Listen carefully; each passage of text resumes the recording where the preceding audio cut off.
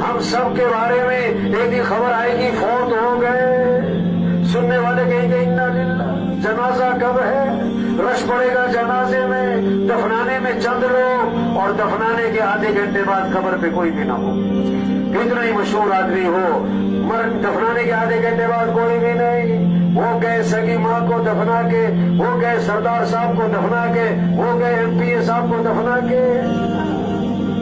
आज अपने पर मट्टी नहीं पड़ने देते, फिर मनो मट्टी तले दबा दिए जाते, और मट्टी डालने वाले कौन? अपने, और सवाब समझकर डालते।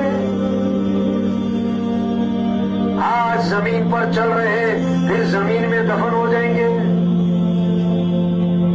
हाँ, 500 की जूती 5000 की, आगे सब नंगे पांव। 5000 का सूट, 50,000 का कफन, सबका एक है। 2 मरले का मकान, 4 कनाल का बंगला,